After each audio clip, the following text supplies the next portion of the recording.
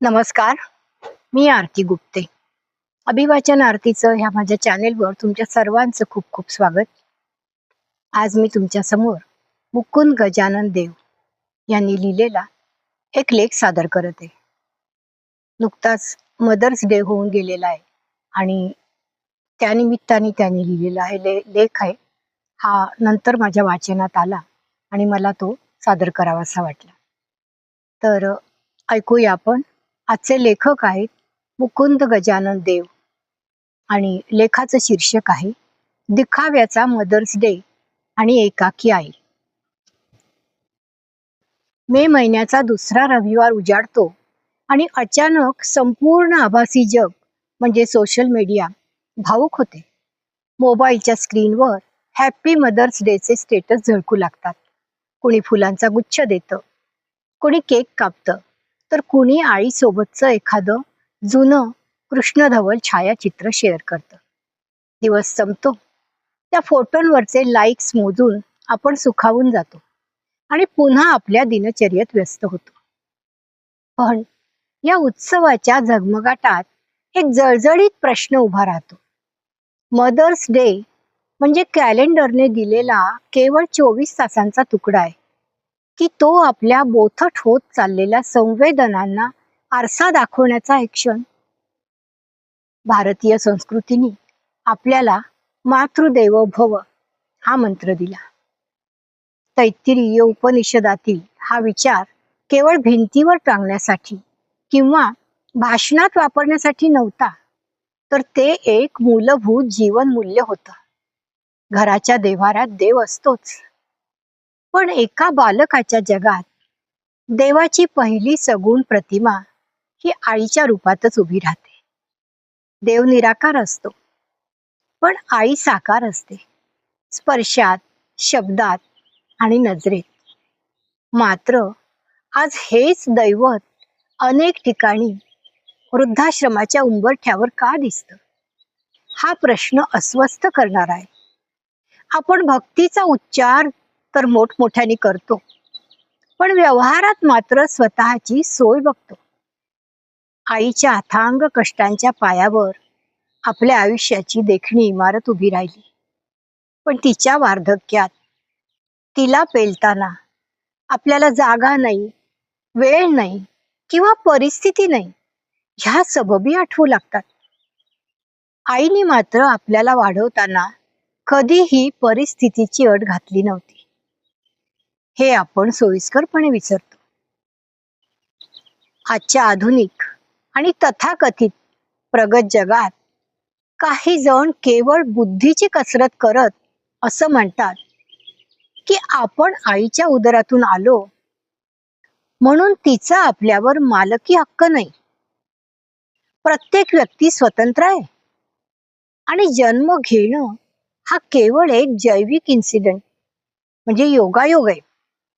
तत्वज्ञान म्हणून ऐकायला हे आकर्षक वाटतं, कारण ते जबाबदारीतून मुक्त करतं. मान्य आहे, प्रत्येक व्यक्ती स्वतंत्र आहे आणि नातं म्हणजे गुलामगिरी नव्हे. पण नातं हे केवळ जैविक नसतं, ते ऋणाचं असतं. आणि ऋण म्हणजे ओझं नव्हे, तर ते कृतज्ञतेचं भान असतं. आपल्या पहिल्या भीतीला जिने कुशीत घेतलं, आपल्या पहिल्या पडण्यावर जिने मायेची फुंकर घातली आणि आपल्या पहिल्या यशात जिच्या डोळ्यात आनंद अश्रू आले, त्या नात्याला केवळ योगायोग म्हणणं ही हृदयाशी केलेली प्रतारणा आहे. बुद्धीला ते पटू शकतं, पण हृदयाला ते कधीच शिवणार नाही. आई ही कोणी परिपूर्ण देवी नाही, ती एक हाडामासाची माणूस आहे. तिलाही अपेक्षा असतात, तिच्याही मर्यादा असतात आणि तिच्याकडूनही चुका होऊ शकतात. म्हणूनच ती आपल्याला अधिक जवळची वाटते. आपण तिला देवाऱ्यात बसवतो आणि तिच्याकडून त्याग आणि सहनशक्तीची अपेक्षा करतो.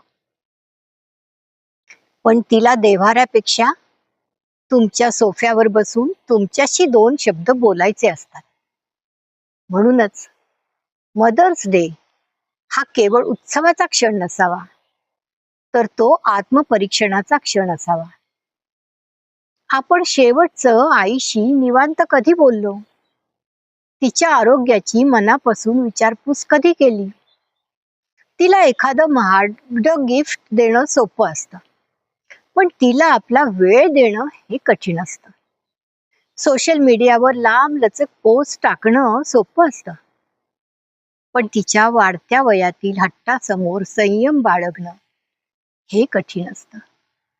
आईचा खरा सन्मान म्हणजे तिच्या वार्धक्यात तिच्या थरथरत्या हाताला आधार देणं, तिच्या एकटेपणाला आपली जिवंत उपस्थिती देणं आणि तिच्या आयुष्याच्या संध्याकाळी तिला ओझं नव्हे तर आपलं असल्याची जाणीव करून देणं.